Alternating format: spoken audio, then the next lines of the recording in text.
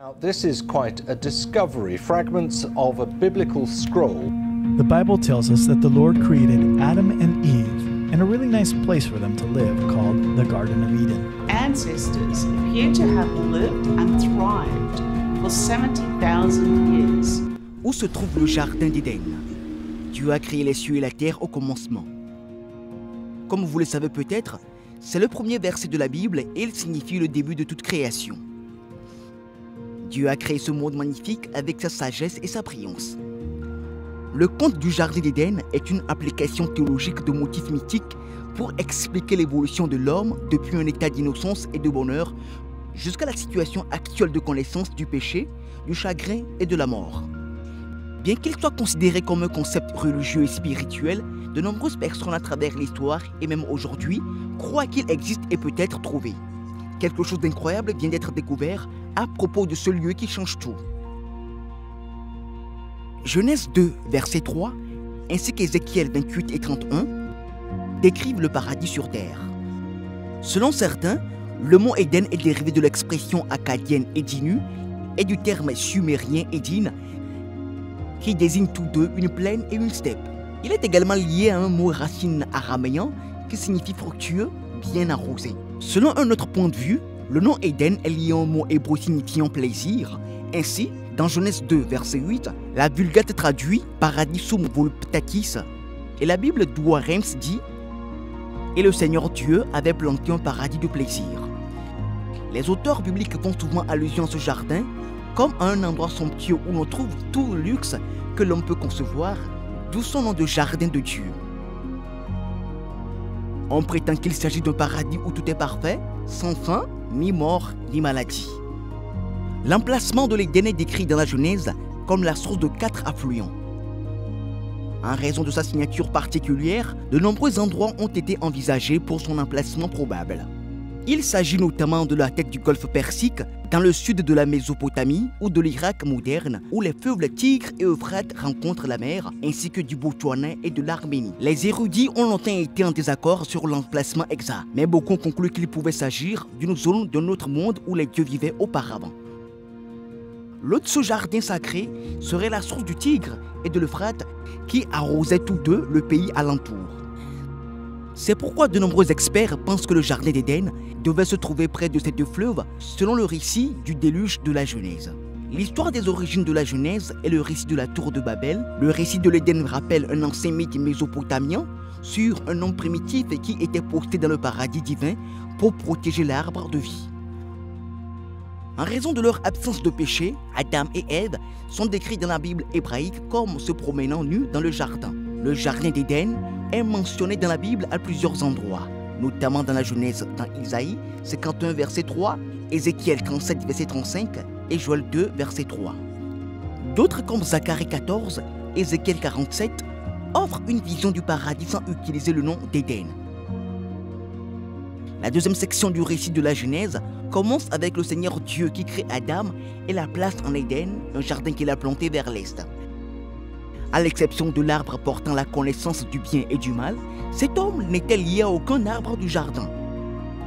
Selon la Genèse, l'eau de ce jardin de Dieu irriguait 4 endroits clés. Le Pichon, qui se jette dans le territoire de Havila, le Gion, qui se jette dans la région de Couche, le Tigre, qui coule sur le côté oriental de la Syrie, et enfin l'Euphrate. D'après la description, le jardin contient tous les arbres qui sont agréables à l'œil et qui conviennent à la subsistance. Cependant, 2 arbres se distinguent parce qu'ils sont plus significatifs que les autres, l'arbre de vie et l'arbre de la connaissance du bien et du mal. Le récit de la Genèse n'est pas tout à fait cohérent, puisque Genèse 2, versets 8 et 9, ainsi que 3, versets 1 à 3, affirment que les 2 arbres se trouvent dans le jardin. Cependant, Genèse 3, versets 22 à 24, suggère que ces 2 arbres d'une importance considérable ont été plantés à l'extrémité orientale du jardin d'Éden où Adam a été mis pour la première fois. Il y a aussi le fait que le récit du jardin dans la Genèse diffère des descriptions fournies par d'autres écritures bibliques.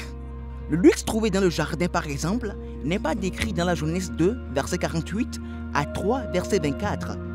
Pour cette raison et pour d'autres facteurs, le jardin de Dieu était considéré comme une métaphore dans le Proche-Orient ancien où les dieux étaient censés vivre. Selon le narrateur de la Genèse, le jardin d'Éden a été construit artistiquement pour servir une fonction étiologique plutôt que la demeure divine du premier homme et de sa femme. Selon Terje Stordalen, le jardin d'Éden décrit dans Ézéchiel semble être situé au Liban. Le Liban semble être l'emplacement alternatif dans le conte phénicien de ce jardin. Dans les textes prophétiques, il existe également des liens entre le paradis, le jardin d'Éden et la forêt du Liban. Selon Edward Limsky et Peter Kelly MC Carter, l'analogue sumérien le plus ancien du jardin d'Éden, le jardin des dieux est un sanctuaire montagneux situé au Liban et dans les collines de l'Anti-Liban. Il existe autant de théories sur l'emplacement du jardin d'Éden qu'il y a de chercheurs. Outre la tête du golfe Persique en Mésopotamie, comme l'arfime Juris Zarins, il existe une autre notion selon laquelle il pourrait se cacher dans les hautes terres ou le plateau amérien. David Rohl, un archéologue britannique, pense qu'il pourrait se trouver en Perse ou dans l'Iran actuel, près de Tabriz, mais les sources savantes ne l'ont pas pris au sérieux. Certains groupes religieux croient que le paradis terrestre existe en dehors du Moyen-Orient. Certains des premiers dirigeants mormons soutenaient que le jardin se trouvait dans le comté de Jackson, dans le Missouri. La Panassi Société du XXe siècle croyait qu'il se trouvait dans leur ville de Bedford, en Angleterre. Un prédicateur nommé Eli E. Calloway a proposé que ce jardin soit situé sur la rivière à Palaihikola, en Floride, près du hameau de Bristol. Certains rapports prétendent même qu'il se trouve à Jérusalem. Croyez-le ou non, lorsque Christophe Colomb a touché terre pour la première fois sur le continent sud-américain lors de son 3e voyage, il a eu le sentiment d'avoir trouvé le paradis terrestre. En résumé, le jardin d'Éden revêt une importance énorme dans l'histoire humaine et religieuse et un nombre non négligeable de croyants pensent qu'il s'agit dont l'emplacement est inconnu de la majorité d'entre eux.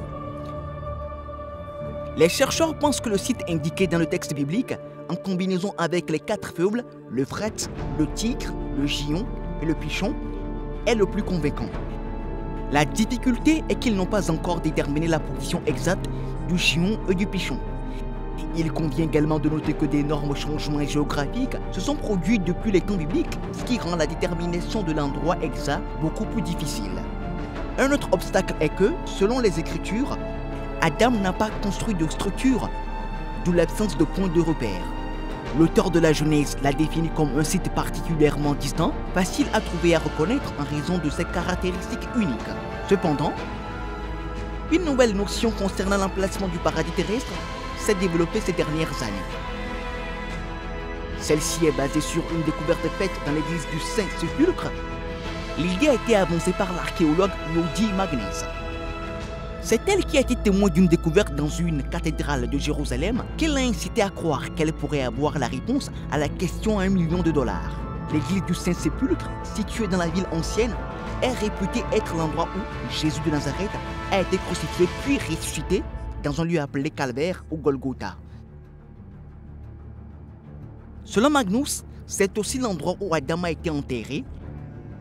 L'endroit serait situé sous le rocher du Golgotha, un enfleurement rocheux où Jésus a été crucifié. Jody explique. En dessous se trouve la chapelle d'Adam. Une tradition chrétienne très ancienne relie cet endroit à Adam, le premier homme. Lorsque Jésus a été crucifié au sommet du rocher au-dessus de nous, son sang a coulé par une fissure dans la roche et Adam, le premier homme, était enterré en dessous, mais lorsque le sang de Jésus a coulé sur lui, il a été ressuscité. Selon la légende, Adam a passé la plus grande partie de sa vie sur ce même site du jardin d'Éden. Cette notion peut donc avoir une certaine validité. Des chercheurs ont affirmé que la présence de Dieu habitait le temple au début du judaïsme et à l'époque de Jésus, ce qui explique pourquoi Jérusalem était alors considéré comme le jardin d'Éden. Bien que le docteur Magnès pense sincèrement que le jardin d'Éden se trouve à Jérusalem et de tous les événements bibliques qui s'y sont produits, sa théorie contredit la représentation biblique, ce qui explique que de nombreuses personnes ne l'acceptent pas. Selon les experts, nos ancêtres sont situés au sud du fleuve Zambèze, dans la partie nord du Botswana, d'après les résultats d'une grande recherche ADN menée en 2019. Ils sont arrivés à cette conclusion après avoir étudié la lignée génétique maternelle des humains, anatomiquement moderne, et découvert qu'elle était vraiment la plus proche des personnes vivant dans le nord du Botswana, en Namibie et au Zimbabwe, à l'ouest et à l'est. Pendant près de 70 000 ans, Nos ancêtres ont prospéré dans cette région jusqu'à ce que le climat change brusquement et transforme ce qui est autrefois le plus grand lac d'Afrique, le lac Makgadikgadi, en ce qu'on appelle aujourd'hui le désert du Kalahari. Cela a entraîné un important exode d'individus qui sont partis à l'étranger entre 130 000 et 110 000 ans. Les scientifiques pensent que cela a déclenché la formation de la variété ethnique, génétique et culturelle que nous observons aujourd'hui dans le monde. Il y avait 3 groupes principaux, le premier au nord-est, le deuxième au sud-ouest et le troisième au nord. Le groupe du sud-ouest a mieux résisté que celui du nord-est grâce à sa capacité d'adaptation à la recherche de nourriture marine. Les survivants se sont fidèlement adaptés à la terre chaude et sèche et leur descendance maternelle peut encore être trouvée dans la région. Le professeur Vanessa Hess du Garvan Institute of Medical Research et de l'Université de Sydney a dirigé ses recherches. Elle a noté que les échantillons des volontaires sud-africains et namibiens ont aidé les chercheurs à comparer le mythogénome du code ADN, qu'elle décrit comme une capsule temporelle des mers ancestrales qui accumule les changements lentement au fil des générations. Elle a également déclaré qu'il leur semblait évident que les humains anatomiquement modernes sont arrivés sur le continent africain il y a près de 200 000 ans. Ce qui a longtemps été contesté, c'est le site précis de cette émergence et de la propagation ultérieure de nos plus anciens parents. Par conséquent, il pourrait également s'agir du paradis terrestre divin que nous recherchons tous. Plusieurs affirmations différentes ont été faites concernant l'emplacement du paradis terrestre divin, mais l'humanité semble être loin d'atteindre le magnifique jardin biblique.